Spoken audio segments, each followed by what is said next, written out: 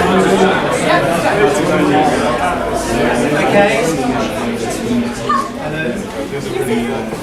Good evening, everybody, and thanks for coming along for tonight's event for Into the Fold. I'll give you a quick brief outline for those of you who don't know what Into the Fold's about. Into the Fold is, as you can see, it's a design space, and it's a combination of events, which we're now in our well into our 4th day of events. There's 6 more days to go. So please grab yourself a schedule, which is at the back there. It looks a bit like this, and take it with you because there's a lot more interesting things to happen. And what's going to happen tonight is quite intrinsically linked with Into the Fold. So Into the Fold is basically about collaboration, education, discussion, participation, and in a sense making. So we're not doing making tonight for me. We all know that. And crowd talks were invited along under the theme of place, which is today's theme, and this is the first day of that theme place. And we sent out each of the people invited a short paragraph about what each of the themes could possibly be, or what they would be. And I think tonight is particularly apt in one small part of that theme of place, and that was put or bring into a particular state or situation. I think that's quite apt tonight. So I'll pass you on to Roz, and hope you enjoy it. Hello, I'll do another mini quick intro on who Crowd are and what we do.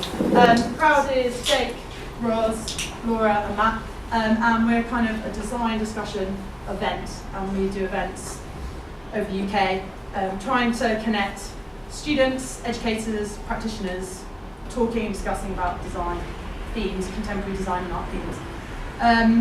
And Crowd works best when you get involved. So if you have something to say, put your hand up, we'll try and Laura will kind of delegate who's talking and you get involved in the discussion. It's a two-way discussion and that's the best way it works.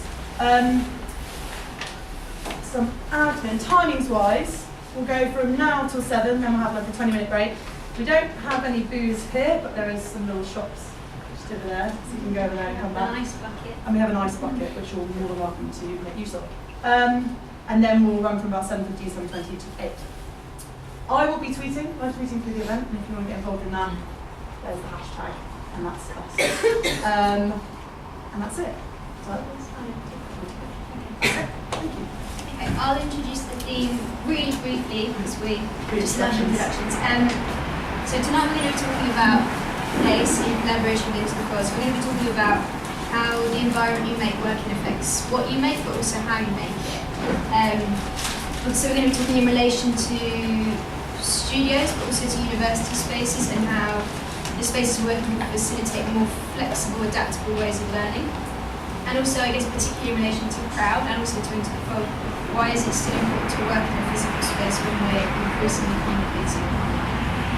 So I'm going to, Jen, you ready? Okay.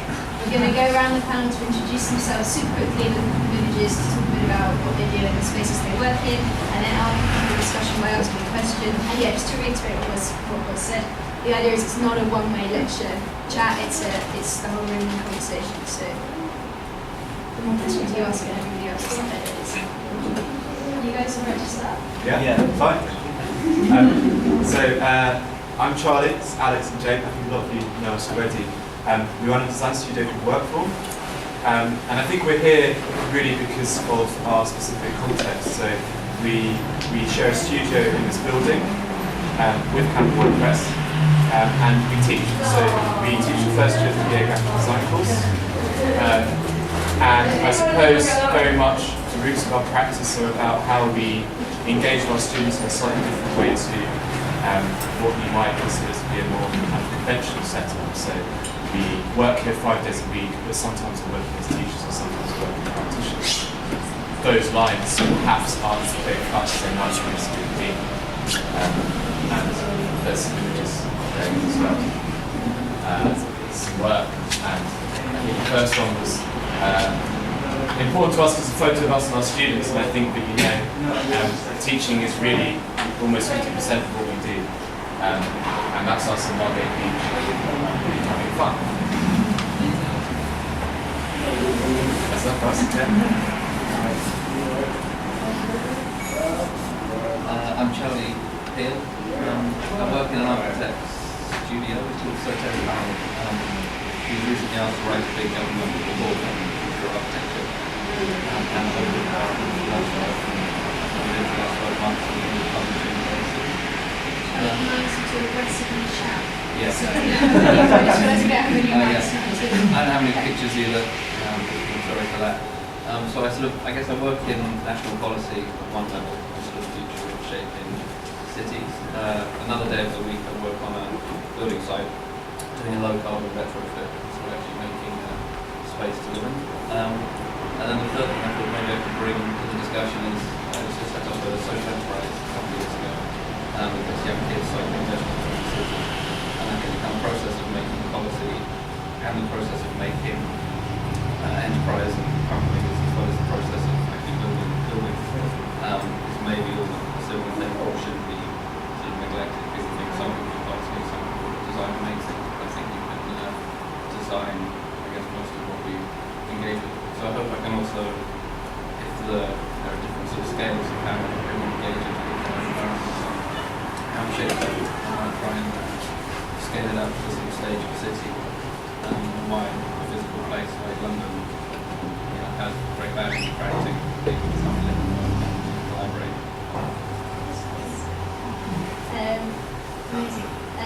Internet. I'm Ned Scott. I'm an architect. I work for We Make That, which is a practice in Dalston doing mostly public realm work. But I'm here really to represent a collaborative group called Storm. So we're just here. This is us, about 20 of us. And we are all from different backgrounds, some architects, some from sculpture, some graphic designers. And together, Store is it's a small design practice, but it's also a school. And for the last 4 or 5 years, we've been running a lot of summer schools. So I think going through some of these images are some of the summer schools we've done in the past.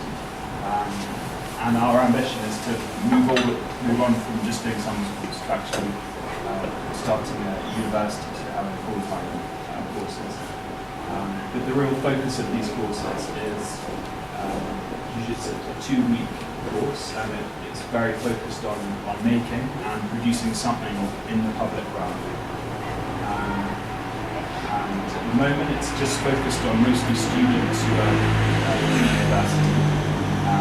Again, I'd like to extend that and really welcome anyone who enjoys making things and interacting with the environment. Next we have Tim. I'm Tim Addison.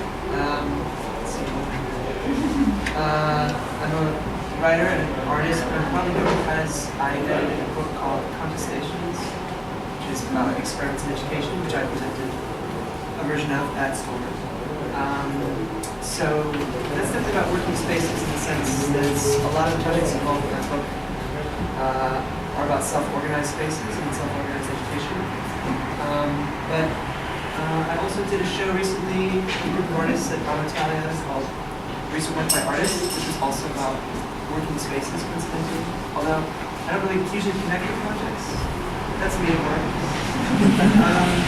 That's actually the space we built for Recent Work by Artists, which was, I mean, we can kind of go into it later, but it's interesting. But we were basically looking at, well, maybe precisely one of these questions, the changing nature of the way that artists work and the space that they occupy, freelance work, flexible working situations, blurring the lines between artistic work and professional practice, those kind of things. But the other image that I had up there, which is not that, which is actually one of the images that didn't make it into the book, the Contestations book, but it was certainly something we were discussing at the time. That's from the Slade occupation of UCL.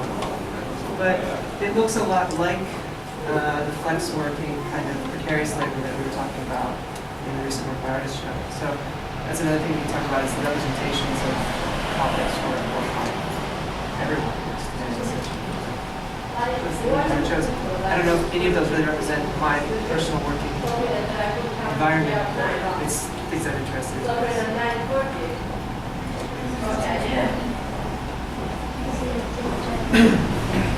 My date of birth is 3. 10 illustrators. really illustrated from this year at college. Graduated a couple of years ago. From kind of roles that we played here, discussed and we were like, we should probably do a studio. Like, I want to carry on working because we have a great space here. We kind of did like moves. So we moved second. This is us. But recently moved out there. A few have got a place in Birmingham. But we've all kind of spread out. It's a weird one, and there's a lot of you in one space. But we now have a big feed. We're constantly online working as well. Kind of makes sense. Kind of shifting from living in the working conditions there. We still work very physically, but also and meet at the pub every week. But we're also online constantly, so it's kind of a mix of both. If that makes any sense. Okay. We haven't really showed any of our work on there. No, so this is kind That's our studio now, initially. That's it, just as a movie. That's us.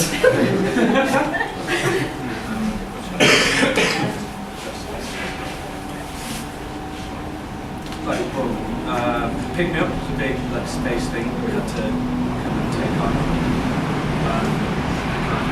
Try and put a lot of ideas into one thing that's very hard, and to manipulate space that people is going to have to attract people, and kind of roles thing is where we have to handle it. Because we're like day-to-day looking at technically with day jobs, and then have day job as like where we can work in a big group collaborative projects together.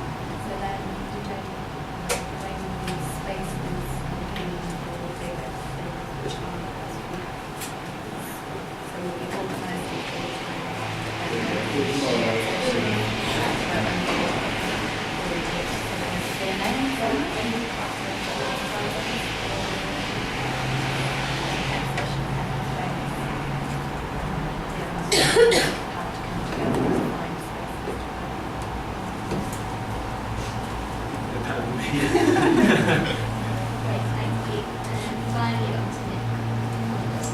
Great. So I thought you were going to have me a mic.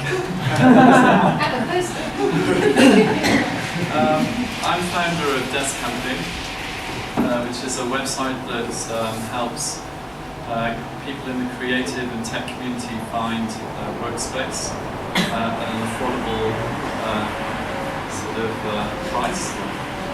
It launched in December in London and Berlin and New York, and it's sort of been born out of an idea that there are lots of people working in cafes, lots of people working from home, and commercial real estate is really expensive, long-term leases that people have to sign if they want to set up their own agency or who don't want to work at home. The sort of commercial market hasn't really kept up with it.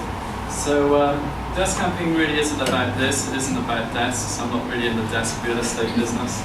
I'm in the people working together business, and that's the small desk camping team. And that's the website. And there are listings of all sorts of spaces, but what makes it different to Gumtree or Craigslist in the US is that freelancers have profiles as well, so it's full of writers, journalists for Wired magazine, sculptors, animators, illustrators, fine artists, graphic designers, digital developers. And these are some of the workspaces. I set up this thing called Free Desk here last year that tried to get freelancing space for free in agencies. Under the name of this year. Anyway, that's next thing I thought was interesting, that there's between 2005 and 10, there's been a 40% increase in the number of freelancers in the design industry in the UK. So more people are freelancing. And prior to Desk Camping, I ran a global brand consultancy, and we had 40 people in London. And I'm from a creative background, but I was managing director. We had an office in Hong Kong and in Paris, so I'm used to working I'm used to thinking about how do you create creative cultures, but also how do you work across different time zones to make it really different. And then this is one thing that the US Bureau of Statistics said that there is likely to be 40% of the entire workforce in the US will be freelance by 2020. So that's not just the creative industry, that's everyone actively working in the US will be freelance 40% by 2020, which I think is a pretty, we're living through a massive shift in how people are working. So that's basically it. Everyone. I might pick up exactly where you just left off, because I think you would have touched on, well, everybody would have touched on, like, I do this thing when I was doing this again, I do this in this space, and I do that in this space. And I think that's quite, I think that's a relatively new and quite drastic model that is taken as almost a standard now. So it'd be interesting to hear, maybe to start like, yeah, can. Project. It would be interesting to hear if that's kind of the new setup. What does that mean the studios look like? Maybe from what you think they could be potentially, or what your own setup is. So do you work in multiple places, and how do you manage that? Because that's a completely different headspace from going to one place every day between these hours and going home. And you could be potentially spending more time in these various places than you are at home. So it seems strange and important that we don't really think about how those work. Any takes? Well, I mean, we're kind of cancelled out that conversation because we do go to the same space every day. No, but you go to the same space every day, but you do two different things in it. I suppose so, but I wonder whether, I don't think the model of the lecturer and practitioner is particularly different to how it would be made recently. In a way, we're following a very conventional, I suppose, not career path, but model of doing things. You practice and you teach. The only difference is that perhaps, yes, we do it in the same place. But I don't. Well, I think perhaps that was sorry. I think perhaps that was conscious when we sort of proposed the situation that we're in, in the sort of beginning stages of it, and I think that was because we didn't want to have to go to lots of different places. Convenience. So practicality is a great benefit, but I think also it was more. I think it was more in the sense of, I guess, wondering where benefits would lie for the students. Yeah. So our teaching practice can therefore become much more flexible. We're not tied to one day a week where we're in. We can adapt to their timetables, or we can make adjustments and be flexible when the students need it. Because another massive difference, which I think I'm going to touch on now, because just in case it isn't touched on, is the fact that students have to work. And actually, the idea that you could be in full-time education and that be 5 days a week is not necessarily viable. You might actually only be able to make it in 3 days a week, because 2 days a week you have to work part-time. And I think that's a massive change. And then, if in some ways we can adapt to that and be more flexible to that, then it's beneficial for us practically, but also for them. So I guess that probably comes into it as well. Maybe someone else should be does something a bit different to what we do. There's something about having, I think, the shared spaces where people work together. And one of my workspaces at the minute is on my own in a Camberwell heated 1961 ex-local council flat. And it's right, and it does get quite lost and lonely in the course of the day. And I think all the other studios where you do create space, whether it's the sort of desk spaces, even if you're an independent freelancer, I think coming together and being around other people just does something quite extraordinary for productivity. If somebody starts to work again, if I have somebody come in, like an electrician who comes to help me out, I work a lot harder. I don't sit around and think about it. I spend a lot of time on my own just wondering what kind of program with a job. If somebody else comes into the space and you suddenly sort of have to run your game and be productive with that. And I think in my sort of office job where everyone's formal, people show up, they sort of dress tonight, go sit down, they all work. It's a sort of formal office work environment, but it is, I guess it's productive. It's pretty sort of jam-packed. Because the third space is, I guess, kind of on London's road network on a bicycle with teenagers, and you have to shout a lot. But I think it would start to wear me down if there was just one space, and that was it. I think the kind of change, being able to jump into different roles is a massive sort of privilege for a lot of generation. So the space that we have at the moment for store is we've been lent a large space in Bloomsbury, and we've always we've kind of had a few spaces around there. We kind of moved from one to the other, and they're always just temporary because we usually get them for free because the building's about to be demolished or for some reason it's available. And so, given that the space, you only have the space for a temporary amount of time, we don't pay for the space, the kind of use that it gets is kind of reflects that. So we feel not very precious with the space. There's a whole range of activities that go on because everyone's from a very different background. And with regards to kind of how the space is shared, because lots of people like myself are in full-time work, so I am just coming in after work most days, as are lots of people.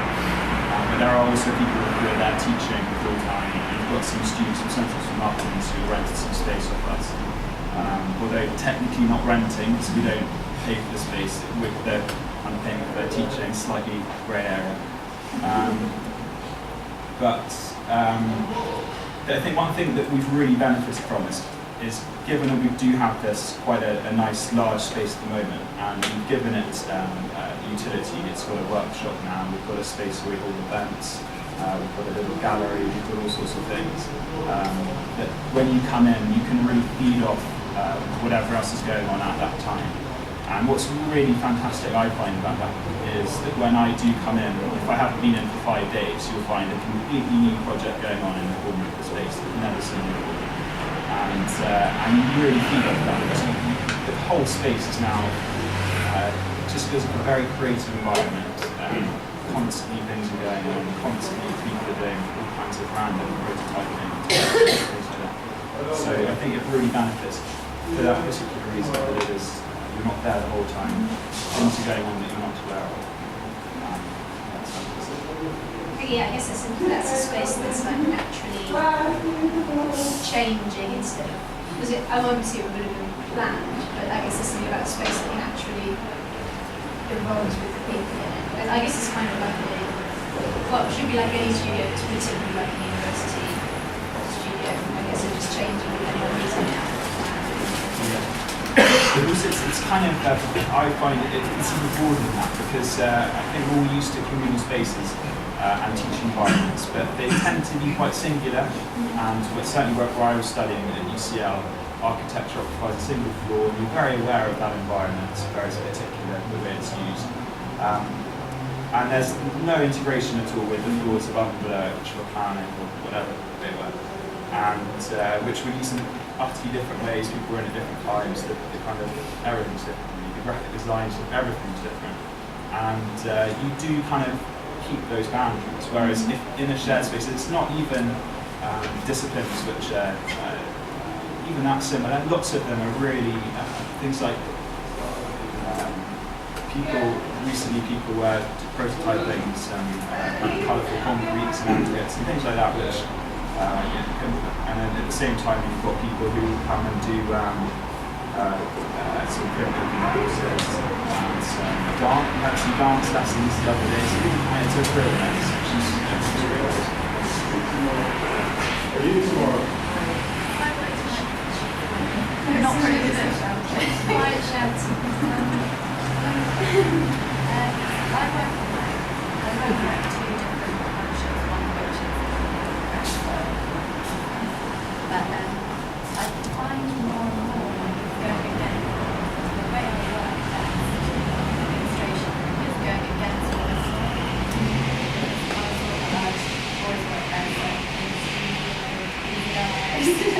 but I'm increasingly working at home more and more like more freelance I can do because the posts that I write, because we talk about design all day, even if I'm not doing it directly, I'm just managing it. I get so overwhelmed by it that I just want to like go to my own private space when I'm doing my own work. And it's quite nice to have all these different environments and they all feed into each other, but they all are quite specific. I think it's because as a group of 10, we're all quite diverse. We all do illustration, but we all kind of specialise in those different things, and then within that individually, we all kind of, like, I do a lot of textile and I do a lot of painting, and I think quite a lot of us are quite multidisciplinary illustrators, and I think because of that, like, if I need to do sewing, I'll go to the studio, but if I need to use the internet, I'll be at home and do the internet in the studio, so it's kind of, it all depends on like, the practice where I might be working, so I end up working like really different places, it's great, cycle. I imagine, I think most people, I mean, I'm the same. My guess would be that most people choose to work, or you haven't, you know, if you want to write something quietly, you work here. But I wonder if I think we've sort of, and I've always assumed that was a really good way to work, because you've got flexibility and you're sort of choosing where you're going at what time. But I think there is a lot that isn't spoken about as much, kind of what you guys are talking about around convenience and being able to kind of, I don't know what the word is, I want to say get settled, but that sounds really negative. It's not at all. I mean, just get stuck into something in one place that I'm equally finding, or, you know, with travel. I mean, the cycling would be great, you can have a bit of a headspace, but sometimes I find myself losing so much time, and there's so much planning involved in worrying to be at what time, but I actually don't get to do it. I think it would be quite interesting. I mean, it's hard because we do all have day jobs and we have to be in certain places at certain times, but it would be really interesting to actually just have a whole week where we all shut ourselves away in the studio and actually find out what it would be like if we had to be there. I think it would probably drive me to crazy, but I think it would be quite interesting as well, because it is freelance, and you kind of make a decision yourself whether you be there or whether you want to be somewhere else working. Actually, if you have to go to work, and my work I don't really like the idea of clocking in and out. Because I personally work home, I used to be in the studio. I found that I'm just on the computer all the time, mainly. Maybe not now, which is quite weird, because now I don't have the studio, I'm pretty frustrated because I can't work bigger. I think it's because I've been confined into an area where I am at my computer, because that's where most of my freelance work is, stuff like that. And then it feels like in my cave I've rebelled. And I just want to like kind of bust out, and just because now I want to do a lot bigger work, and I think it's because I miss having that space. I miss just the grass is always greener a bit for me. A bit like that, but I constantly need to be near my computer. So if I get a call or something like that, and I'm nowhere near a studio, I suppose I'm not doing it in my house, but if I'm at home, I need to be there. Whereas if I had the studio, I'd be like, oh, I've got to cycle all the way to the studio. Because I'd leave my Mac there as opposed to having it at home. And that was a lot of like the convenience thing. I felt like space is home, home is space kind of thing. And that's where is my work. I think like we as a group, I did find that we've got a much smaller studio now, so there's a lot less of us, but when there was more of us, I always used to be like, oh, I wish we could all be here all the time, we never were. But then whenever there was a time when we were all there, I just couldn't work, we were distracted and talking about stuff and not actually getting them done. I think it's quite nice now that we do most of our communication over the internet. If the Facebook feed is just going crazy, just switch it off and like actually like, right, I need to do work now. Get distracted. It's quite nice to just ignore people and sit in the show. And then you get in trouble later. Can I add my Yahoo's CEO in sort of February, March last year sent a memo out to all their staff saying that they didn't want them to work at home anymore, that they were missing out on all of those sort of serendipitous moments that you have in sort of water cooler moments, or the sort of informal exchanges that you have, and how important that was. And then Google started talking about it quite a lot last year when they called them happy accidents. And they're ideas that come from corridor, just interactions or chats in the cafe. And I think a lot of big modern businesses are seeing that they're missing out on this if people are working from home quite a lot. So Google created Googleplex last year, which is their headquarters, which is shaped like a starfish. It's 1.1 square million foot space. It's massive. But it's been designed in a way that everyone is within 2.5 minutes walking distance of each other. So it's been designed really purposefully that everyone can connect really easily in the corridors or wherever. So it became a big debate last year, and there's another book that was written called Remote, and it's by Basecamp. And Basecamp as a technology enables people to work anywhere and have shared service and those sort of things. And they're advocating the lifestyle of being able to live in the countryside and go on cycle trips in the afternoon or having afternoon swims and things. It's a US base, Californian. But I fall much more on the side of working in a space because I think the organic interactions that you have really, I think, create unexpected things, especially with people from different disciplines or different experiences. I think that's really interesting. What do you see the role then of, as you spoke about reuse, I think crowd reuse in a relatively similar way. We communicate a lot online in order to be in the same place. So what do you see the role of online communication people working? Is it that they can swims in the afternoon, or is it? There was a bit of research that was done with millennials, younger people, younger than me, and it said that even though we have video conferencing and we have lots of ways where we can connect, especially people working in different countries on the same projects. I think they work and you can share files and it's really instant and easy. But I think, as a designer, I feel that my best work happens when I feel really relaxed, when I'm not sort of running for a deadline and you're sort of just doing displacement activities. You're making a cup of tea or you're just not really, you're allowing your mind to relax in some way. And I think video conferencing and technology hasn't quite enabled people to hang out in a way where they can also be quite displaced. We're always performing or always sending or reacting, and I think we're not relaxing in technology yet. So I've experienced it, working in Hong Kong and London. But I find it very sort of just transactional and not necessarily sort of relaxed in conversation. Would you want it to be more? Would anybody want to be able, would we want a studio that worked online only or not? As artists, we're always a bit.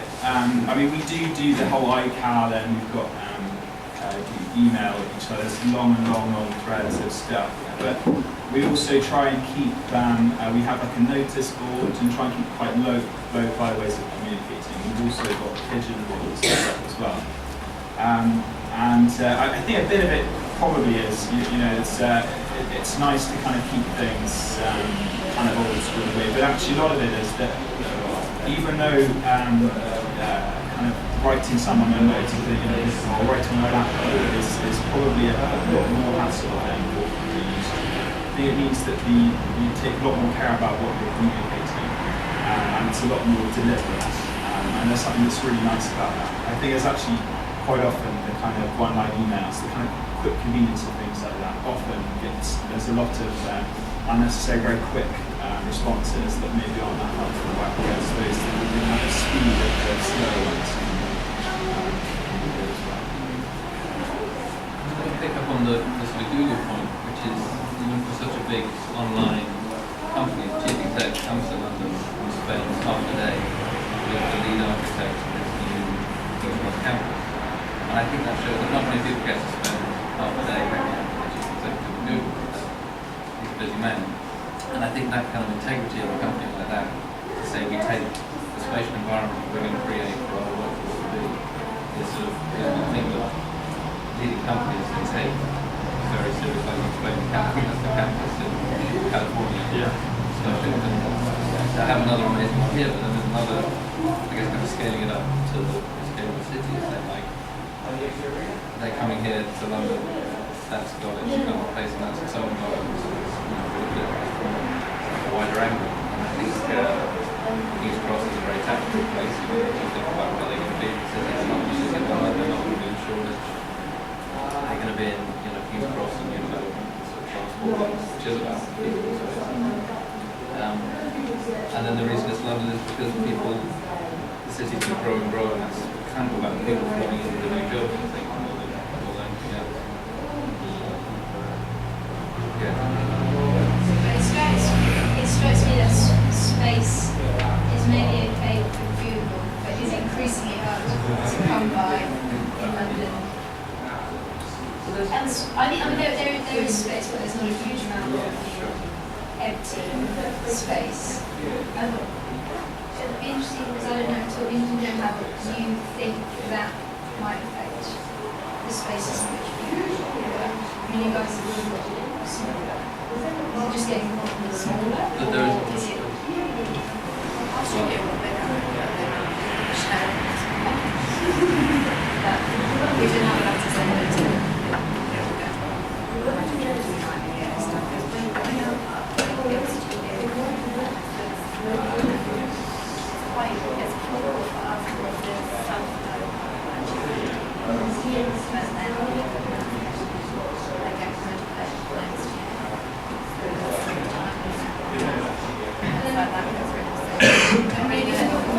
Back to working more in multiple spaces instead of committed. But then if you do, that's fine if you work on a laptop. But the problem becomes when you want to just bigger. It's, sorry to but it's interesting because we moved into a living space at the moment which is huge, massive, unbelievably big for somewhere in London that I first moved to London. And particularly for me that was really important because I hate the idea of waking up and then having to work in the day. And I never be able to afford, I need a different space to work and to not get too relaxed. And like you were saying, you make your best work when you're most relaxed. But when I'm relaxed, I'm just really relaxed. Just check Facebook. Not like pajamas for that. What happens is that I bed in my room when I was too relaxed, and so I move out to the studio, and in the studio, you don't relax too much in the studio, and then I find myself going to coffee shops to get breaks from my studio and my room. But what's happened is living in this huge space that we have is quite interesting. We all moved in this 13 years ago with this amazing intention of using this vast amount of space that we have, and all of these amazing ideas that potentially happen. It's incredible amount of space. And what's happened is that each one is sort of slowly reduced, and most of the people in the studio returned to their bedroom after living out in this huge space. I mean, that's for varying reasons, partly to do with how cold it is, but it's kind of interesting. I think everyone's returned to what we were working with at uni, and so the fact that we live in this huge space is completely void and actually detrimental because we don't have anywhere to sort of share ideas. We actually gone back into just living in like a dormitory. Maybe people that come to your space. People who aren't there all the time. Yeah, me, I would say. Loads of space. Where is it? I can tweet the address. I don't know if that's bad. I don't know. I think it's a good idea. I thought it up. But have people in your space, I don't know if that makes you work differently. People that aren't usually there. I think that's happening in coffee shops though, like what you said, like occasionally if I'm just feeling really, I've got a blockage, sometimes just going to a coffee shop. I don't know what I was saying about when the electrician comes around. If you've got someone that you don't know, kind of, you feel like you really have to do that, otherwise you can just sit and on Facebook in a coffee shop and live like, really, yeah. They've changed their opening coffee shops now. Instead of charging for coffee, they charge you for time. So you go, so you can bring, you just rent a desk in a coffee shop. Imagine, it's just so big. Why don't you get a desk, you get a chair, and you get free coffee and free water. You're like wired, look at this. Free, it's free! It's like I think it's like $1.80 an hour. So it'll be way cheaper than. Apparently, on the flip side of that, people who are working in coffee shops are like, going to coffee shops and working there all day and having warm coffee are like starting fights in coffee shops. People are kind of like the people who stay there all day are getting really like huffy and like take over a whole desk. People can't go for a week. Freelancers start in fights. Yeah, you can't leave. Just sat there all day. How much did you say it was per hour? I think it's around 80. It's It's a Yeah. How does that relate to Yeah. like desk camping? Is that at all equivalent? You might have a desk, Well, just like an armchair. yes, you're doing it by the Yeah, mainly it's by the month. I mean, there's a day, it's mainly studios that offer a desk, so they're not really wanting people to show up on a sort of daily basis, a different person every day. So they might go on a monthly. I can give you a breakdown of rental costs from Camberwell to the fringes of Hackney Wick, if you like.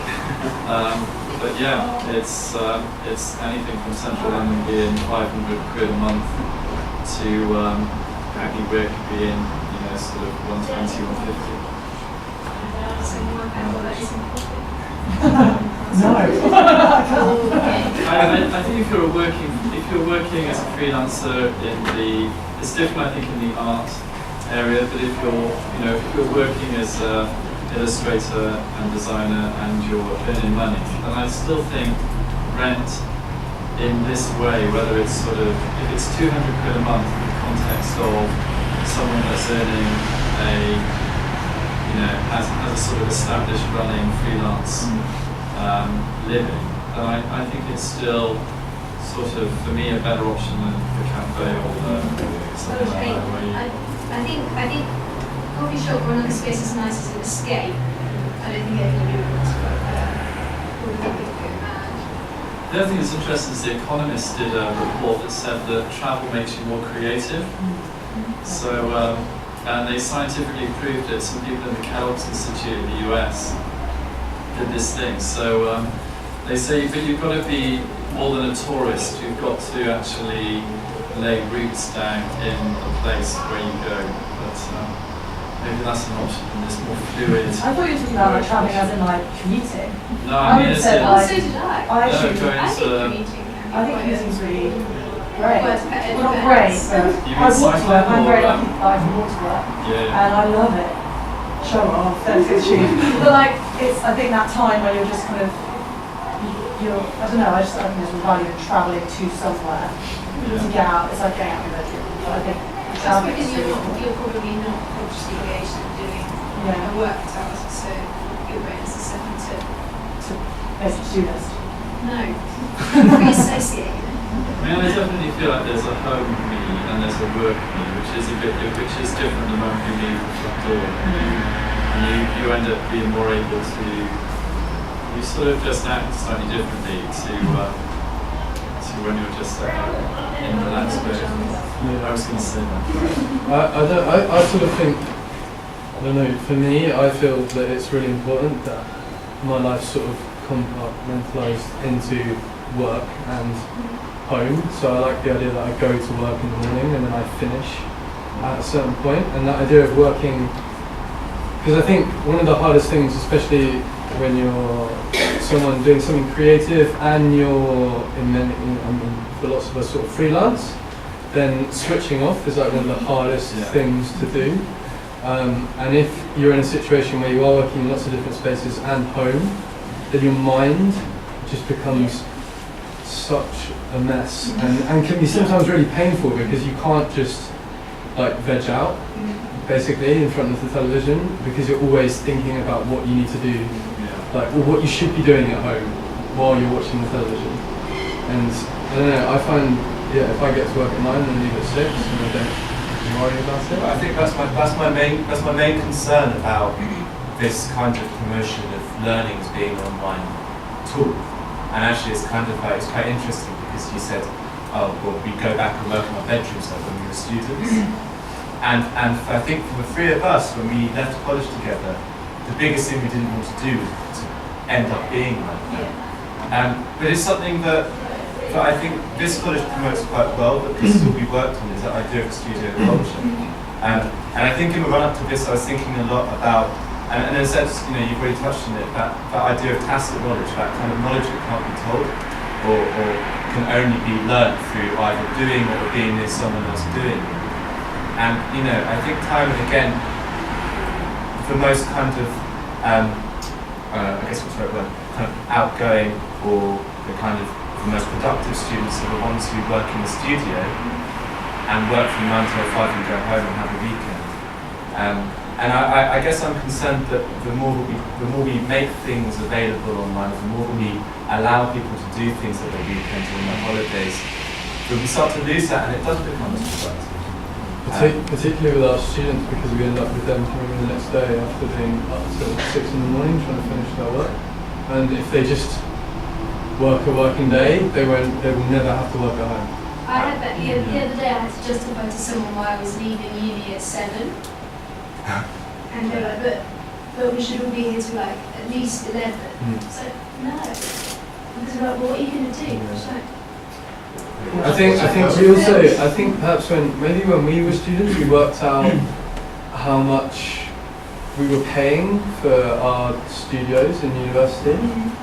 I can't remember how to do obviously in I think it was like £70 a day or something, but now it's probably even more.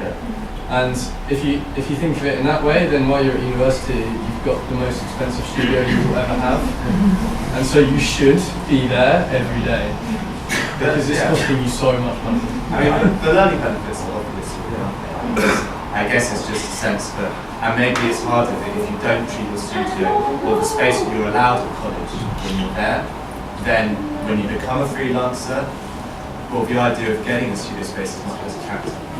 But, and I know, it is difficult to find studio space, but I think the Google example is interesting because Google can build a space that works.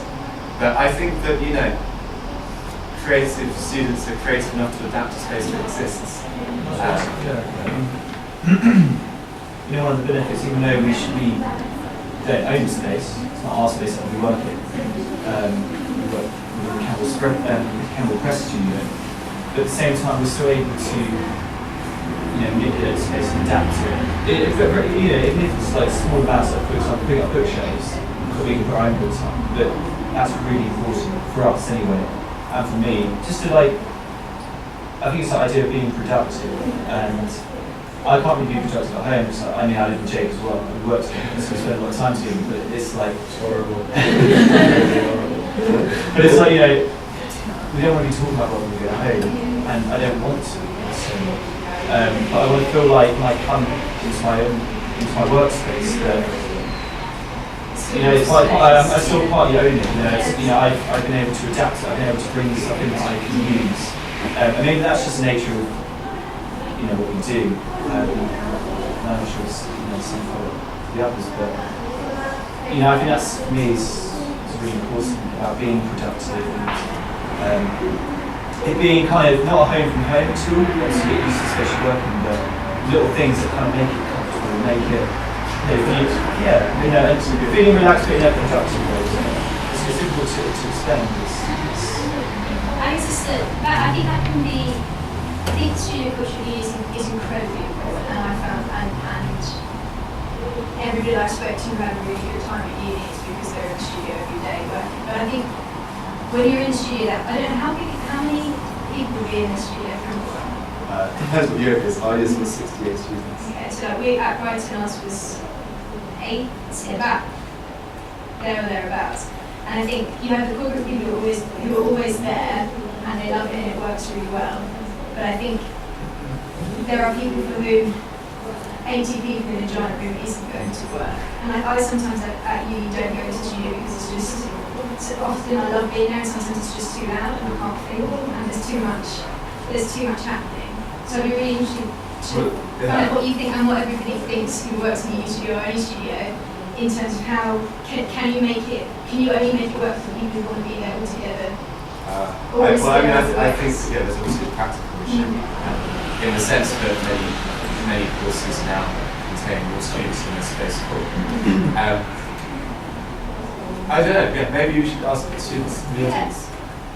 Do you have times when you don't go to the studio because you want to work but you don't go in because it won't fulfil a certain work? Or there's something you can't do there?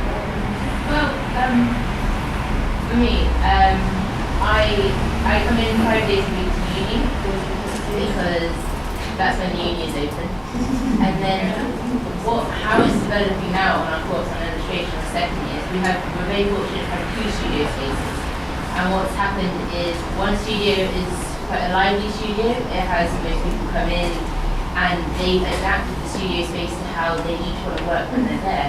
And in our second studio, it's also 2 different projects happening. In our second studio is the quieter studio. Often you have 1, if not 2 students in at a time.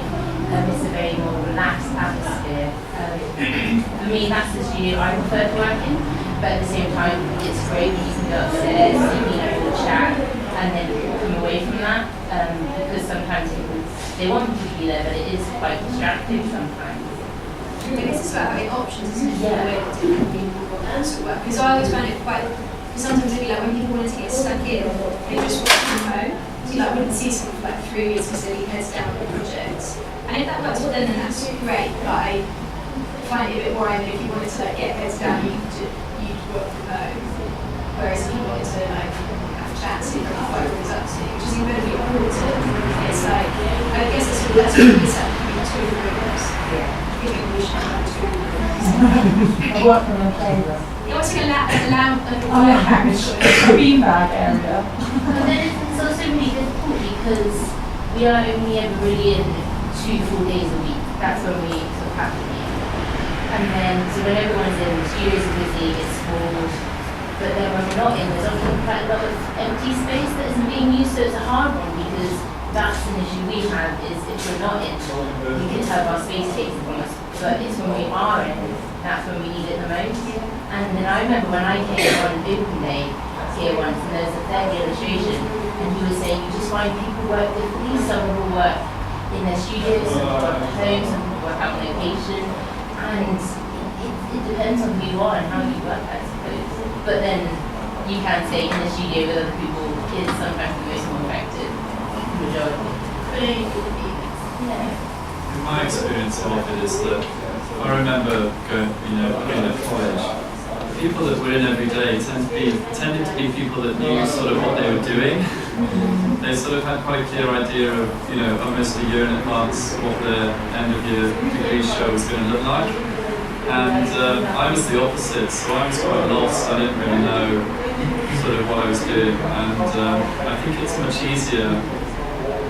The problem with the studio system within colleges, I think, is that it's easy for people who don't know what they're doing to sort of avoid those interactions going into the space. And I find myself doing quite a lot.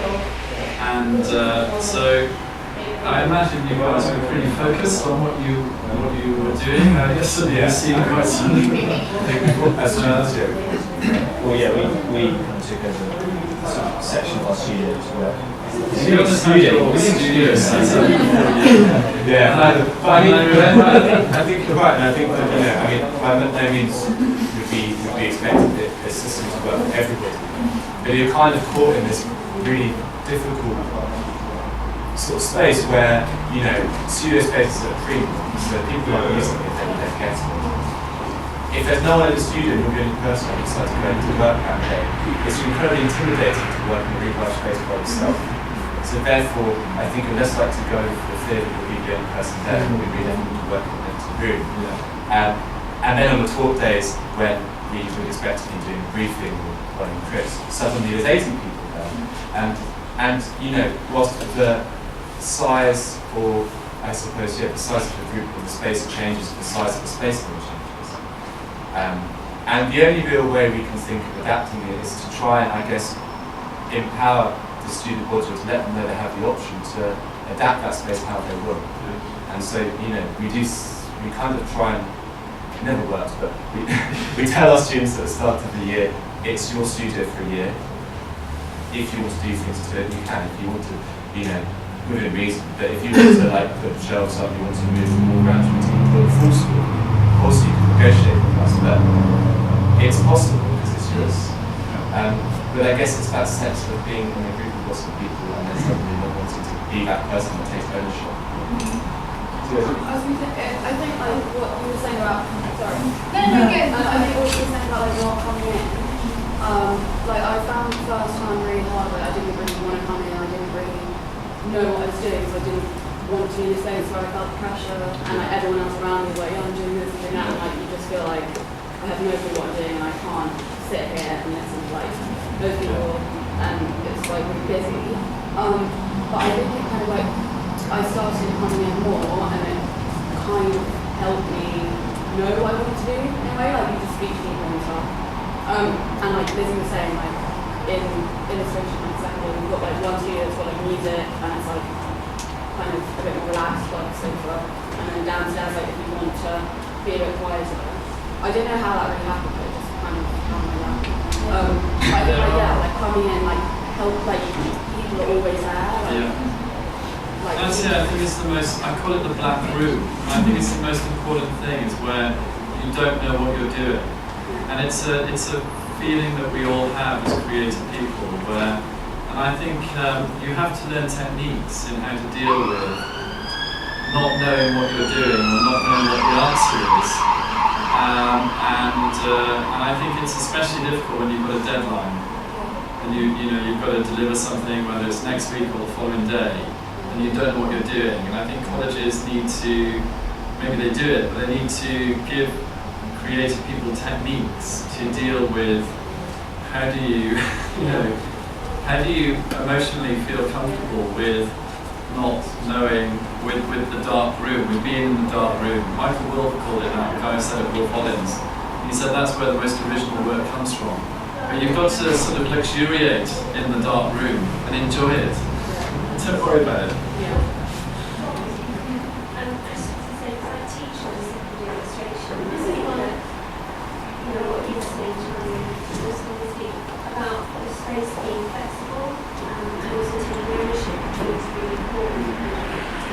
Working with the studios at the moment, actually sometimes our students run courses coming in and you actually spot space. So apparently some of our students go to create drawing and use their space when they need to do something really big and messy. And then their students come to ours and they want a quiet space and also really comfortable quiet somehow. And so it's that kind of exchange, and then also I guess it's a bit of cross discussion happens, also they have taken more ownership over the space and being allowed to do that, and having this kind of open door thing that happens is quite special to Camberwell. Yeah, if you break down those boundaries between courses, you don't really get much interaction with other students unless you know people. So just being able to invite people in, and then like graphic students coming over, drawing, painting. It's important to be able to walk in and out of the rooms, isn't it, and see what each other's up to so that you can find a space that is suitable for you. Some of our disciplines and our practices, they're all so multidisciplinary now. I also think it is important to have a permanent space. I know there is this idea that you can discount. I have my own studio that I'm not actually in very much at the time because I teach film a lot as well. I need it to be there permanently. I couldn't discount. I just have to have always there with all the books on the shelves and all the things I need there, and it's a space that can also be flexible to a 3 hours job that I might get. So I think with the desk around if I need to use a full space. Desk camping is outdoor spaces.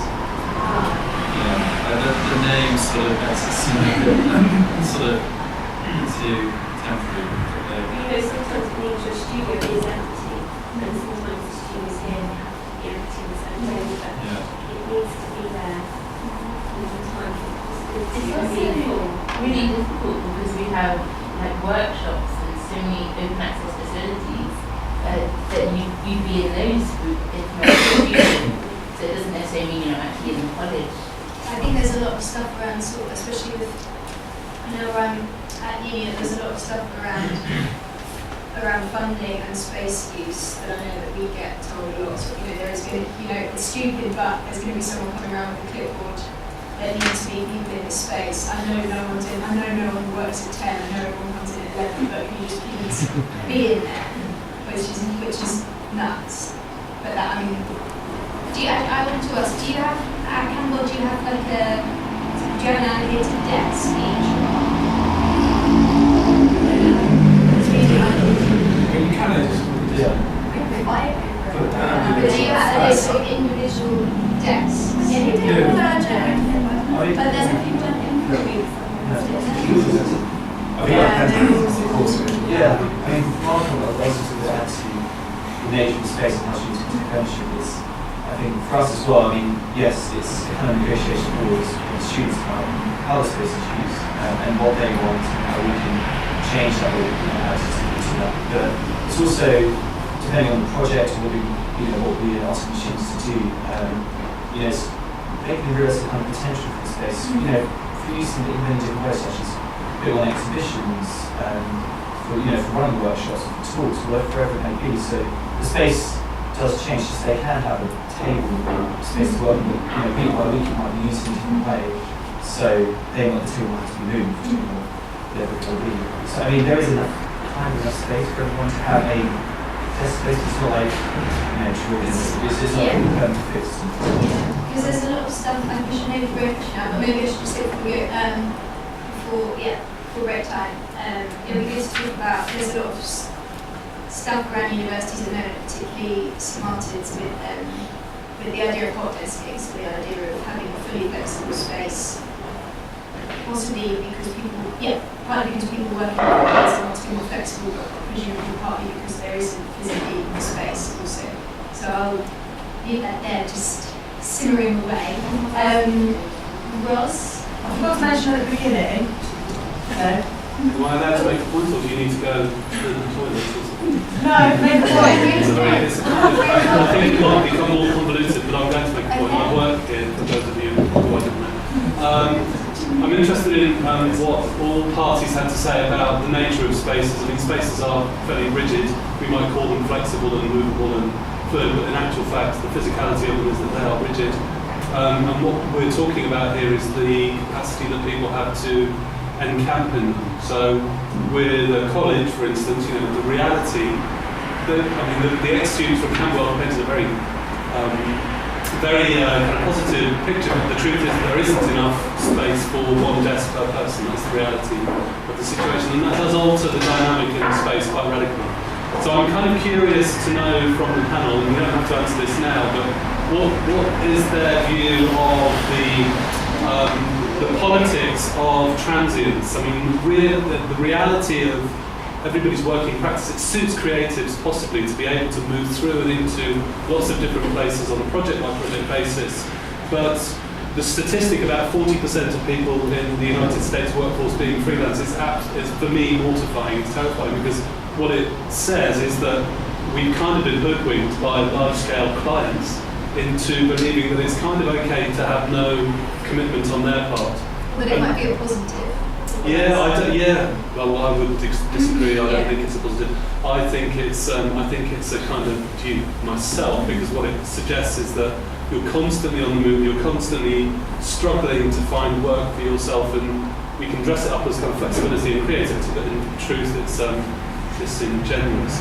And I worry that big institutions like this one, which I'm glad that none of my bosses are here, but big institutions are echoing that sort of sentiment, which for me feels, I was kind of encouraged, I mean, I know work from obviously, but I was kind of encouraged to say, yeah, we do 9 to 5 and go and watch telly. I kind of think there's not enough of that in terms of the mindset of people who work.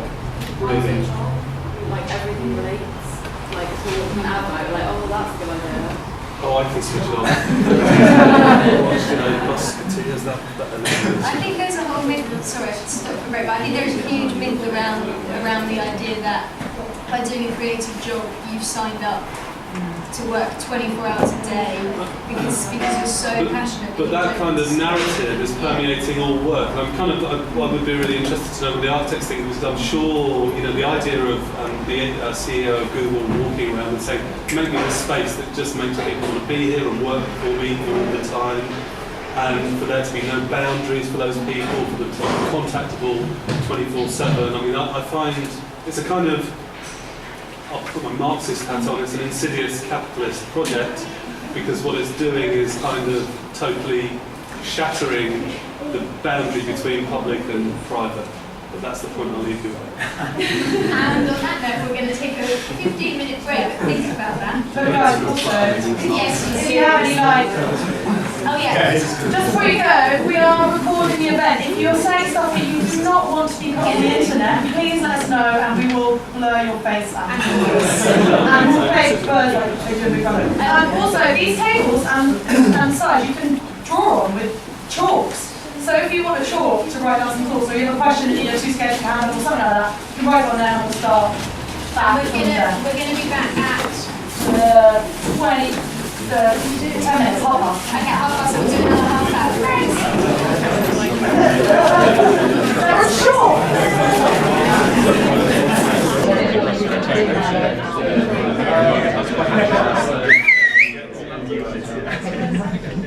Okay, we're gonna. What is the time? We're gonna do like another 20 minutes, 25 minutes. Yes, 20. Yeah. So if anybody has any thoughts, please do jump in. I'm gonna pick up where Darryl left off because you can't see that floating in the air. He did. He did, and he's gone. So now we have to deal with the gravity of what he said. So yeah, you all heard him, and he said it better than I will. But have we joyfully signed up to a way of working that asks more of us and guarantees less? Have we, because we talk about this a lot at Crowd, that we're sort of like flexible ways of working. This is so great. This is going to be the new, the new creative currency, and we can just work from anywhere. And maybe that's more democratic. But on the other hand, are we working all hours of the day with no value for the rest of our lives? Sorry. No, were you about to? Well, I was I thought, yeah, you had your hand. I did put my hand up, which is very traditional. I was going to try to maybe think of it spatially, since we have so many designers and architects here. But also maybe just like the short answer on one level is like, at a time when there's such a huge wealth of inequality, it's hard not to think that there's some truth to that. But at least to think of it spatially, in the last few projects I've done, I've kind of started to think about this matrix of, I suppose, typologies, like between the office, the library, the cafe, and the studio. And how all of those types are actually kind of blurring together into one kind of continuous working environment. And you can see how they kind of borrow, or how these transactions, these aesthetic transactions between each other as well. We can talk about this in a number of different contexts. And I'm trying to think which one to start with. I guess from my own experience, I mean, kind of paradoxically, as an artist, I spend a lot of time working in libraries and not in the studio. And I've noticed that the environment of the library has changed dramatically, at least from maybe an idealized version of what I thought it might once have been, which is that now everything that was once prohibited in a library is now permitted. Talking, phones, food, coffee, to the point where at least at LSE and Goldsmiths, they've now put a coffee machine inside the library. And not only is it in behaviors, but it's also in this kind of spatial arrangement. I know I saw at Kingston University, they had just taken what used to be a kind of transitional space between two different parts of the library and glassed it over and turned it into a kind of flex working space where they have these kind of collective tables, computers, and certainly fewer books. Not to put any kind of value judgment on that, but that's just a kind of recognition by the university that work has changed, like for students even. Whereas maybe, I don't know, 10, 15 years ago, I felt like every restaurant or shop I went into was kind of trying to imitate this paradigm of the kind of club aesthetic. I feel like the cafe is now that paradigm aesthetic for all spaces, so that all spaces kind of tend towards a kind of cafe. Because the cafe and the office are now kind of synonymous. So working and leisure are now indistinguishable, and the boundary between work and life are now indistinguishable. Every space is a kind of potential working space. But there's a parallel to this in the kind of, of course, this kind of perennial desire to bring together art and life, right? So that kind of collapse is something desirable, whereas maybe the collapse between work and life is somehow less desirable. but also indistinguishable in many ways, because of course the artist is the kind of archetype for this type of work, where they're always awaiting that moment of kind of creative inspiration, and it could happen anywhere. And so all the artist is in a sense always working and maybe never working, isn't really working, right? Or it's never really work. But the aesthetics of that, even the architecture of that, has been integrated into kind of new spaces. So you have new condominiums designed like old factory buildings, because the old factory building is a signifier of creative space, made by kind of insurgent gentrifying artists, to put it bluntly. The Lower East Side of New York City, we'll just call it that. But it's also been incorporated into kind of new office spaces like in King's Cross, where creativity is a kind of abstract value which becomes imbued in the office spaces, but also the kind of general public terrain of the campus. And actually one kind of interesting historical thing about King's Cross is that when it was first proposed as a development, developers basically were, well, and they were told by the council that they needed to get, not by the council, by British Rail, the landowners, that they wanted to get the biggest return on their investment as possible, which meant 1.6 million square feet of office space and nothing else. But of course that came up against huge resistance, and it's now taken 25 years to build up that site. And in maybe the last 15 years, they've completely revised their approach to the site. They've integrated culture, they've integrated mixed use and all these things. But to their advantage, the whole basis of kind of working patterns have also changed, meaning you don't need 1.6 million square feet of office space, because work will occur as likely at Caravan or in the kind of corridors of St. Martin's or near the canal as it will in a kind of cubicle space which has a regimented and typological kind of unit value. And so this total fluidity of between these kind of spaces I think is really fascinating. I feel like I'm both kind of looking at it but also implicated in it, because of course I participate in these things and I'm waving around a tablet right now. So, but the particular aesthetics of it I think are interesting. Like these kind of flex working spaces, which, I mean, you even have someone working a coffee machine, which almost resembles a kind of echo of manual labor from an earlier era. I have this like image burned in my head of people of biking down a street in Chicago where people were on treadmills in a kind of converted factory, which was now a gym.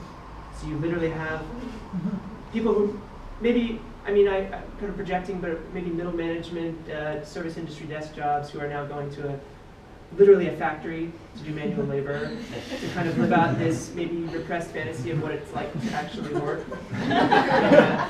But that's also a very kind of simplistic idea of what constitutes work. But I mean, architecture is implicated in all these things, but also like, I mean, as we were talking during the break, no one is actually quite satisfied with these spaces right now. People in libraries feel uncomfortable when they have to answer their phone, even though they're only there to work and to answer the phone. Or to, you feel the kind of social pressure to, the guy at the cafe is like giving you the evil eye because you haven't bought a coffee in the last 2.5 hours. There's a certain anxiety in all these places. Like there's a certain kind of work which is demanded of you and is never quite realized perfectly, either in like the cold studio or the busy cafe or any of these things. So everything seems like up in the air. But that part of that is, as the guy was talking about earlier, part of that is the anxiety of the precarity which has been created, in which no one can ever really count on ever having a full-time job ever again. Sorry, but I don't know. I hope there's a few places. I mean, I didn't mean this to be like a lecture. There's like a few places where people can kind of jump in. I suppose there's a big difference in that the sorts of work that you do and the environments that you're looking for. You're probably not looking for collaboration. You just need a space that's quiet and appropriate for concentration. And increasingly those spaces are now being used by people in a much more perfunctory way. It's about, like you said, it's getting coffees, it's emails, it's on the phone. It's actually become more like an office work environment, which is very different. But I think there's also this other, these kind of the hot desking these types of environments, especially ones that are geared towards making and studio environments, actually ask for collaboration in the way that they're set up, and the kind of open plan style, and actually demands of the space that the people who are there working are benefiting from collaboration. And in some ways, I think we've kind of touched on this already, but that can be a really successful thing. But it can also be quite dangerous, and it gets like students here who you can find yourself in that black room, and they can also be intensely stressful environments. My experiences of them, in particular, there are some quite new studio spaces which are you can rent a desk. Actually, not a studio space, a workshop space rather. There's now a few. There's Black Horse Workshops, which is open in Black Horse Lane. There's Makerversity, which is one in Sunset House. And Right was actually an earlier one, which is a kind of open source workshop environment. And the idea being that people can just rent, if you have a building project that you need to do, you can rent a space for a couple of days and get it done. And they've got obviously the facilities, which you get very, very rarely, but also some expertise and lots of other people working there who you can ask. But actually I find those environments incredibly stressful, because you'll go with an agenda, and it's a new space that you're very new to, and all of the activity, all of the things that perhaps you might consider might be very helpful, all of the other people who are there using the machines and so forth. Actually, it's a real distraction and incredibly unhelpful and quite stressful. So I think it can be very problematic. That's why we're very fortunate now that we have our own workshop, and then you're kind of much more in control of the way it's set out, the hours and so forth, and you're much more aware of the people and the environment, so you'll feel much safer working in those sorts of environments. But I think I don't know if it's just about workshops, or maybe it is about studio environments, and whether the aspect which is problematic is just that it's transient. And maybe this is something I don't know if you ever have to consider with desk camping thing, but if it is just purely temporary use, obviously it can be very convenient and very appropriate in some ways, but perhaps the temporalness of it can also be slightly problematic in some ways, or slightly stressful.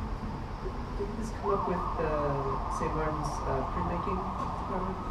When they moved to King's Cross, printmaking was left. Lost all their old machines, didn't they? Yeah. Well, there wasn't any space for them. There wasn't any space for them, yeah, so they left it in South London.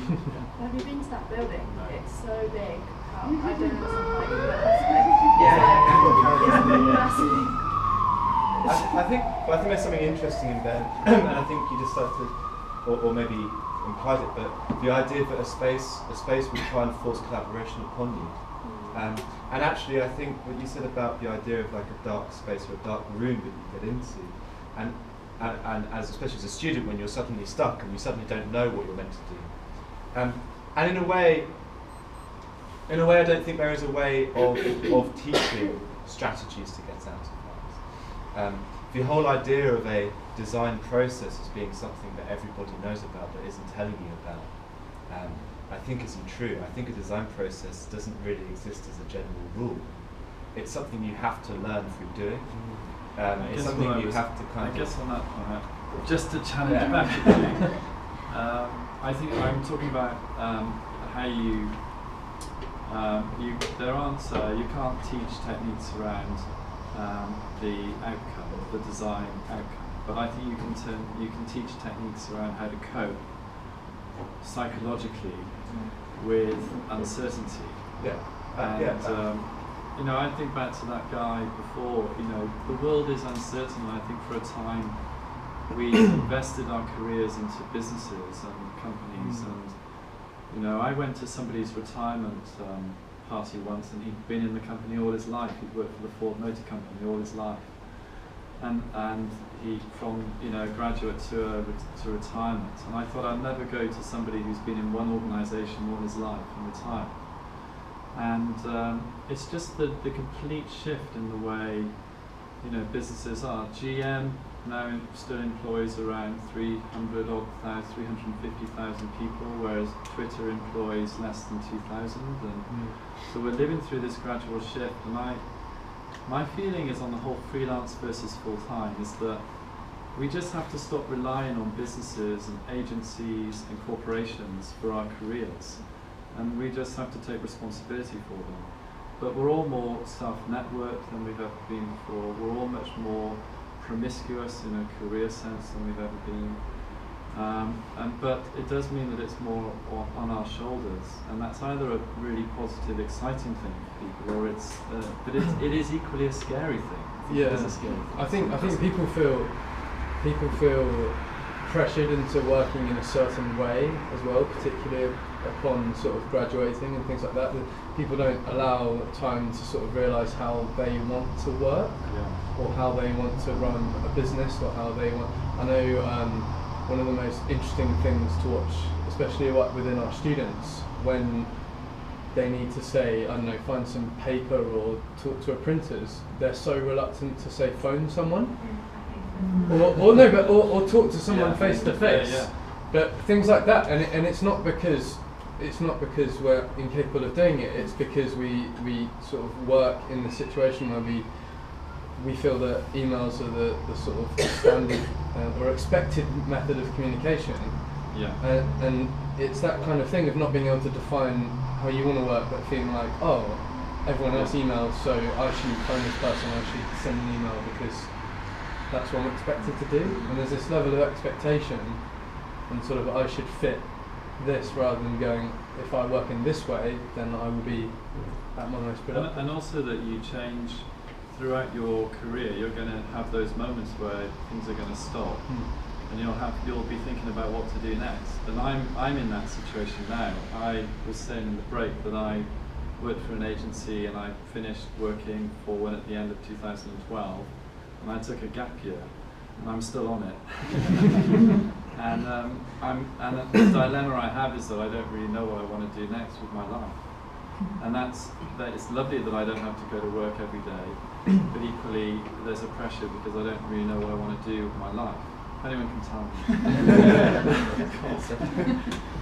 But that is the pressure. But that's also if you feel that's also part of just the way it is, I think. But we will have these junctions totally where we're thinking, am I a designer now? Am I going to do a startup?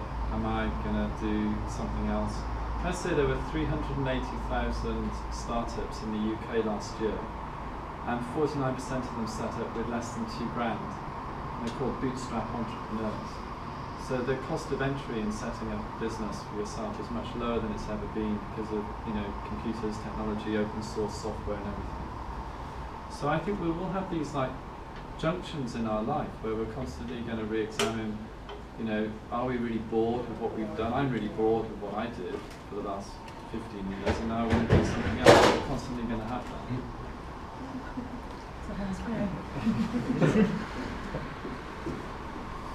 Yeah, I guess it's about thinking what that feeds into what we're talking to about spaces in terms of being flexible and adaptable and assuming that things aren't going to be fixed. But that's a space shift and a work shift and a life shift. Like how Darryl was saying that actually we've all kind of embraced it and thought it was an amazing thing, and actually maybe it's not. But I don't know, I think going freelance is all about kind of personally working out the way that you want to work, and it's a psychological thing. You have to kind of test ways of working.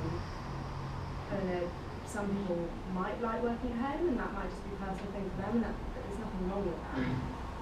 But some people might like to work 9 to 5 in an office. I think it's as well psychologically being able to teach yourself to switch off, because I think there is an assumption if you're doing something creative then that it's constant and it's a 24-hour job, but actually, like what Darryl says, it shouldn't really be like that. But I do think creatively it's really hard to switch off. If you're creative, you can't, when I'm going to sleep at night, I'm thinking work. Go Tim and then Jake and then over here. Okay.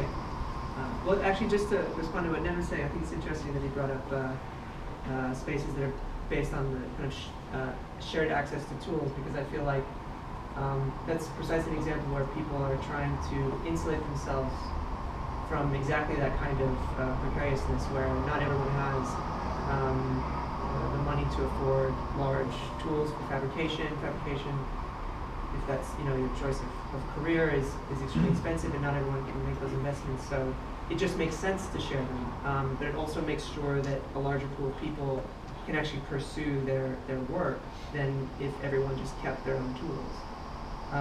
That is maybe less clear in kind of knowledge economies or whatever, but I would argue that the library is one of those things as well. Not everyone has access to a 10,000 book library, and so they go to the library. And so collectivization is one of the ways that people will naturally respond to this kind of exacerbation of precarity.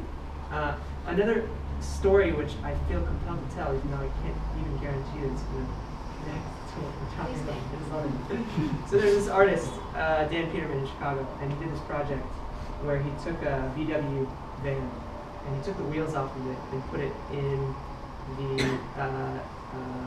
basically the backyard, the kind of dump area of the back of this factory studio.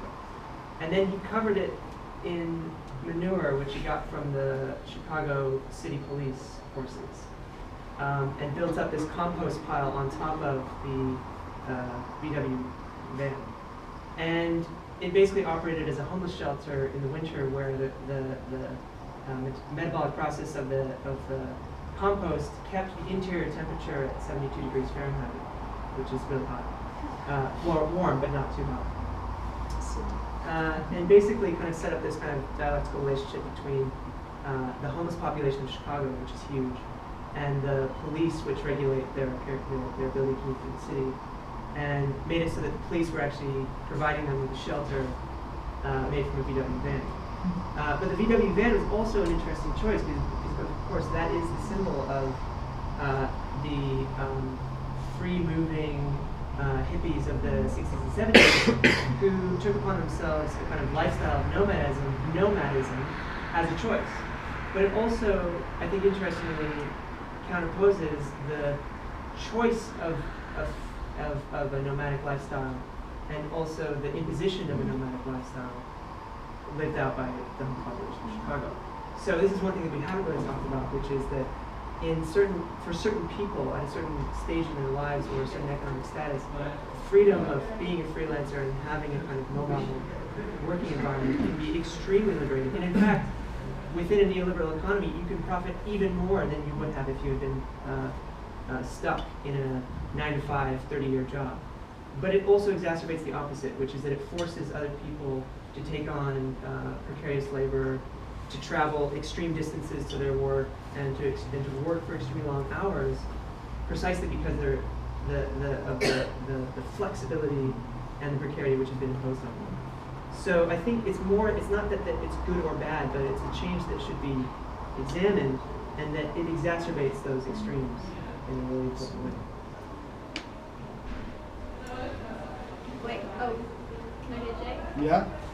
I wondered if the current state of like the studio culture climate is the fact that there's been a strong emphasis on the individual, and I think that the way the education system runs is that you're individually marked, and there's kind of competitiveness that comes with that. And going back to a point that someone made out over there about being in that black space and being too afraid to come into the studio and make mistakes publicly in front of other students. And I think there's also this factor that some people want to keep their creativity away from others, and I think it kind of breeds an interesting studio environment. And then maybe in a way the universities aren't encouraging a kind of collaborative approach to education as a means to build a more beneficial studio environment. I think that one way is to kind of make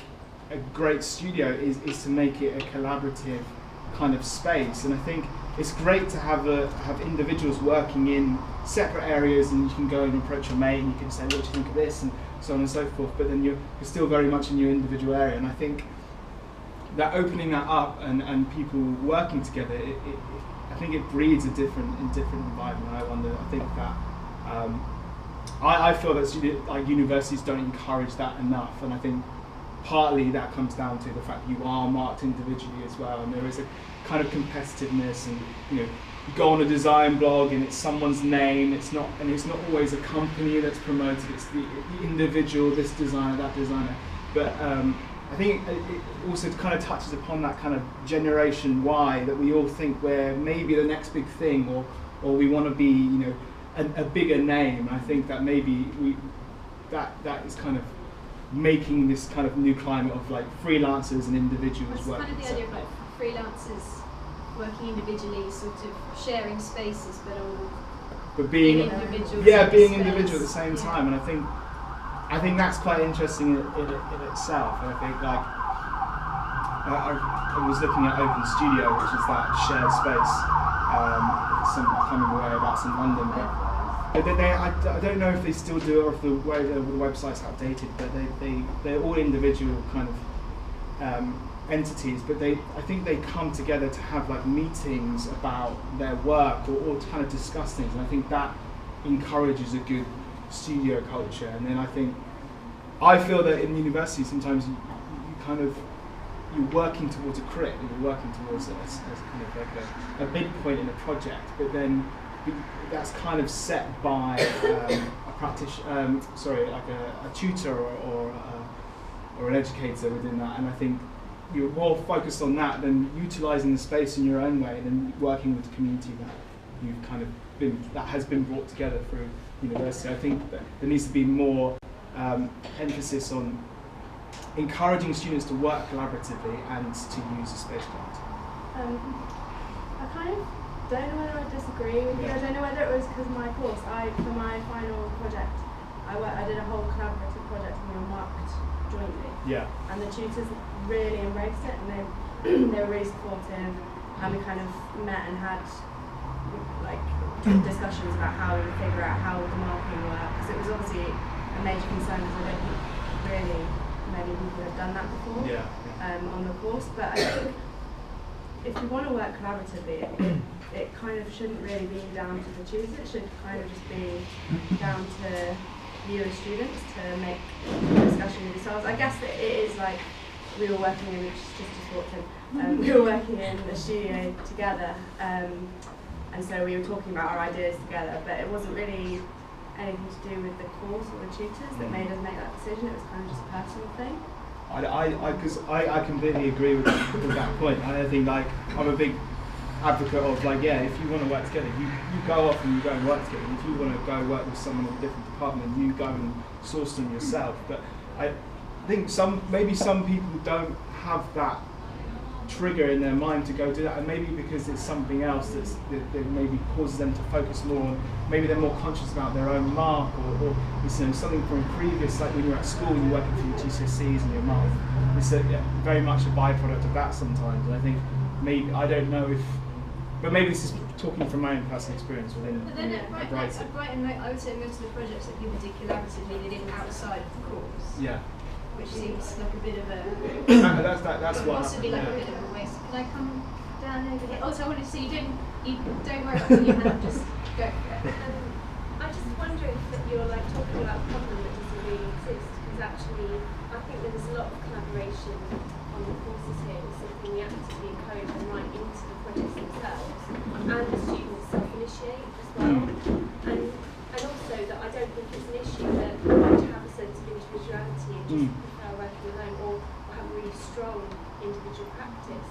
Open Studio that you mentioned, that doesn't exist anymore, because actually that group of people that set up that studio, it's too hard to take a collective responsibility for something like that. Yeah. And the meetings didn't happen. Yeah, okay, Everyone was too busy. I mean, that's why I said it might be being outdated. Somebody didn't want to take responsibility for the studio rent, and so actually it failed. Yeah. And multiple people actually intended to take over and tried to, and after a couple of years it just didn't work out, and they moved to smaller group studios. Yeah. And now those same people now then intend to move to actually slightly smaller group studios. And it's actually because that just works better. And I think collaboration is good, but like only to certain levels, like, Yeah. and sometimes you just got to make it work by yourself. Oh yeah, I completely agree. I think that. Like, you can't collaborate constantly. No, of course, That yeah. is what being working for a company is, isn't it, in a sense?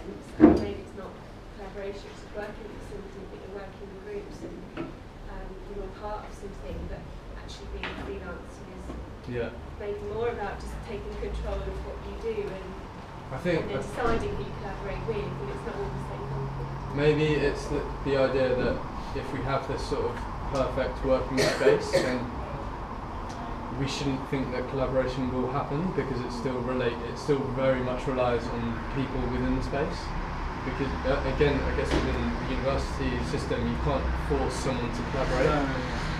The only way you can collaborate or find people you want to work with, I don't know whether it's like us or you guys doing this, the only way is if you find someone who's like-minded and has the same goals. And regardless of the space, if you don't have the same goals or sort of ideals, it's not going to work.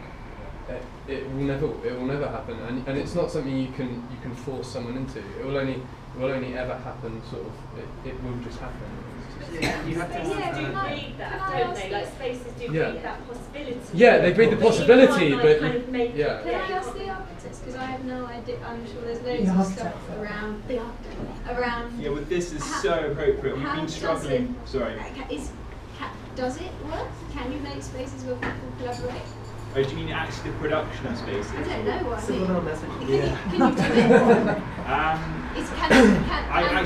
I've never designed. I've never done an Evo. I've never kind of thought about the kind of perfect design of a collaborative space.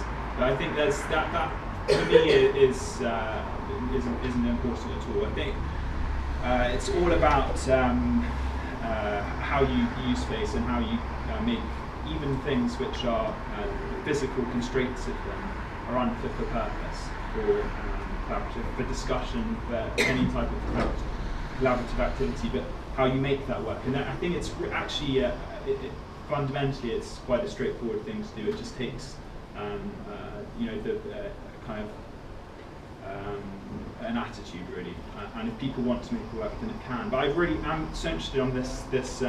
So in the group that I work with, there's 20 of us, and I think we have very strong principles, and we're very democratic, but and collaborative. But in order to make that work, it's such hard work, and even making the smallest decisions, we go to committee. We have meetings very, very regularly to talk about quite trivial things, because it's very important that everything's transparent and open. And obviously, the larger the unit, the more difficult that is. And at the moment, there's 20 of us, and so even making small decisions is slow and very difficult. And we had, even for example, we had to aid us to come up with what our name might be, because obviously no one person can make that decision. And we used to have a lot of kind of naming parties where we'd all have like a dinner, and everyone would bring like 5 names, and then we'd draw them out of a hat and whatever. Just it has to be everything does need to come from. Be democratic. Sorry, yeah. Was that just in a space? You had to come to a space to do that? I just mean, for that, yeah. So I find that quite, from our collaborative side of stuff, it's probably no 4 walls ever. Really, it's except in the pub, but like it doesn't stop. It doesn't go. Let's meet and do this. We do have to have the meetings. We like to do each week, so we like to see each other's faces. Yeah. There's only so much you there's only so much we get to. I think when we cancelled stuff out online, it's also because we came together because we worked together in this space and we knew each other so well. I think as well, like that thing you're saying about water cooler moments. I feel like because we've had this digital feed going for about 2 years, we all know each other as well, kind of in person as we do digitally. If not, I know some people better on Facebook than I do. I feel like I understand Aaron a lot more on Facebook. But like, if we read back through it, I bet that I could find quite a lot of water cooler moments just on that Facebook feed. I think like it's quite. I think the way that we communicate has changed a lot from when we were at college to now. It's that I remember having meetings, and then I get home and I go, da da da da. And it just carries on. I just checked like this one about 10 messages Yeah, since we've just been saying. We'll get to the point and just chat. That's the thing. It won't be a strict meeting with like minutes and stuff like that. It's like, oh, how you been? It's good to like see you again, and then it's business online. Yeah, the way we manage is the really kind of arduous dull stuff, but we've got so much admin at the moment, but we still, once a month, we'll have a dinner forum, so we all kind of have basically a really kind of lavish dinner, and usually it's accompanied by a kind of fun exercise. So recently we had one where someone made these cakes with rice paper on top, and then you had to kind of paint a portrait of the person sitting opposite you, kind of weird things like that.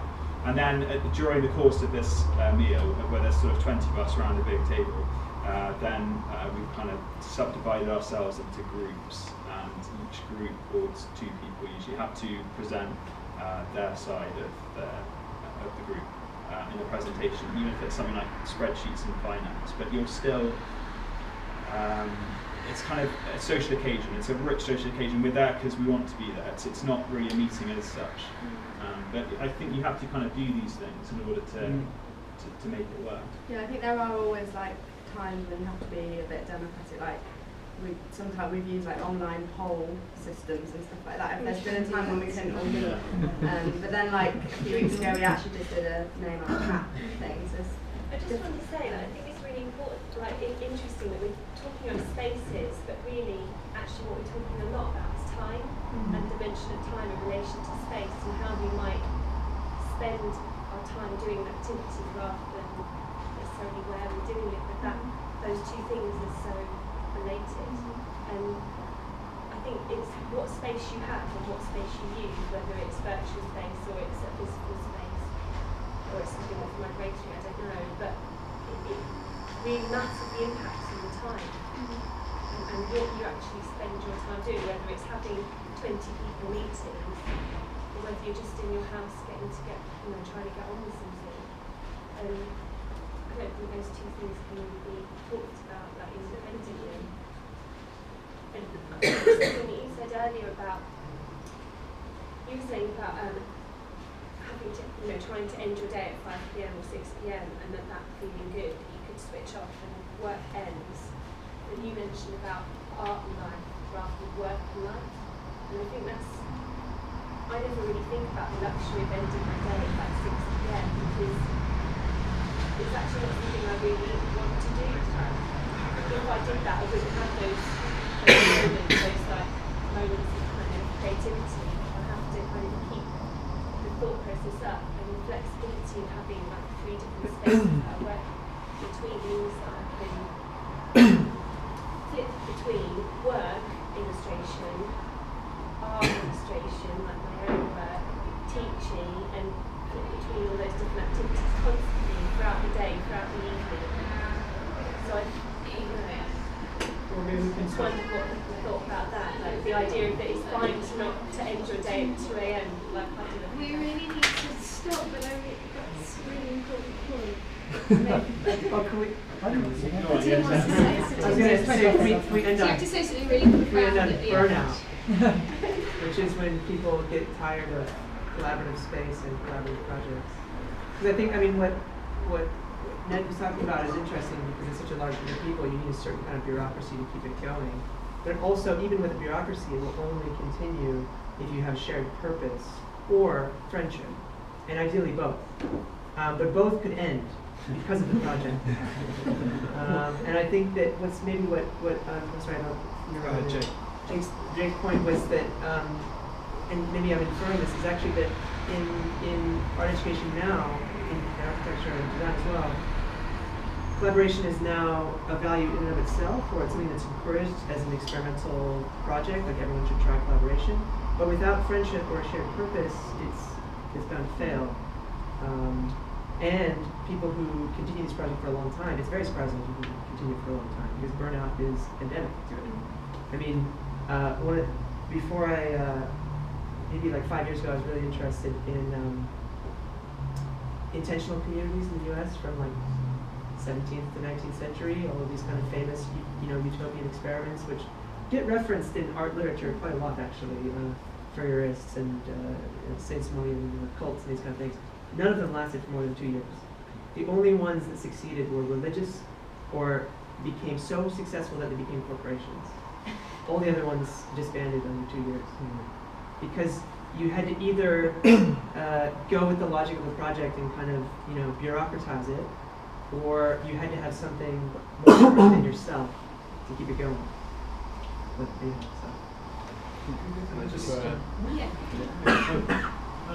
It's really about teasing out really the point you've been making about the fluid nature of the environment in which everybody works now, and the way the impact of technology, which many people have spoken about. But the other thing is that space in London, the last few decades has been created what's essentially a kind of rentier economy, where a lot of the wealth that is taken out is not taken out in the form of profit or wages, but in the form of rent. We all know that rents in London are absolutely sky high. And I've been wondering as I've been listening what this would be like in this conversation we're in Berlin, for example, where the rents are very, very low. And we might be able to pick apart, our use of space, how much space we actually really would like to have, and we're not so restricted, and disentangle that from some of the ideas and some working practices. So what would it be like if we were talking in Berlin?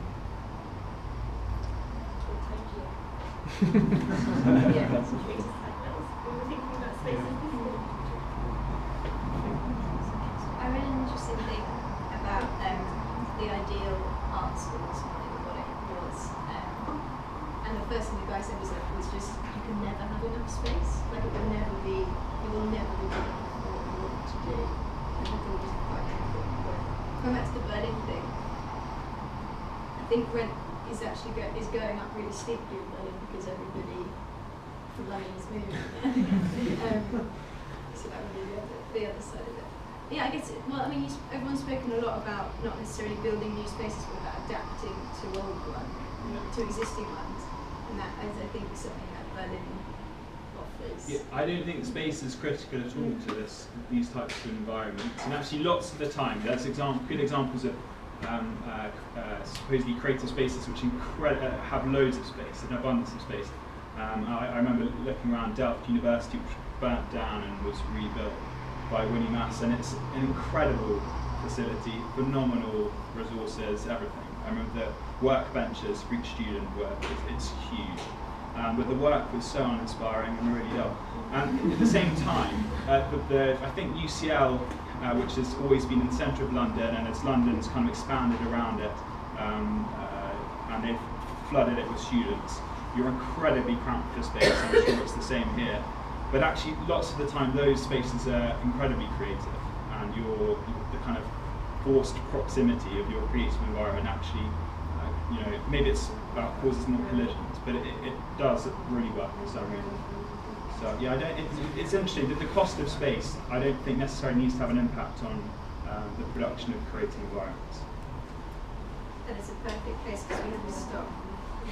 You look at me like I'm telling you off. I mean, the event was meant to end 20 minutes ago. Yeah. But, so maybe we should let those who need to go home, but please hang out and chat about it. Yeah, thank you so much for coming, and thank you so much to our fantastic panel. And before we clap, can I just say we've got another event with Makeversity you mentioned earlier. We're doing it. Our next event is on 19th of March at Somerset House, and we're going to be talking about technology and tech within education and secondary education, and how that might influence our work going on into creative industries in the future. So that's what we're doing next. So please come to that. That would be fantastic. And lastly, if you would like to get involved with what we do, please come and chat to us. If you have any ideas of how Crowd can work, we would love to work with you. And we also go into universities. So if you're a student and you would like us to come into a university, and we do we'll make a crowd to fit you guys. So if there's something you want to talk about, we hopefully can help you out. But thank you all for coming. Thank you again to our panel.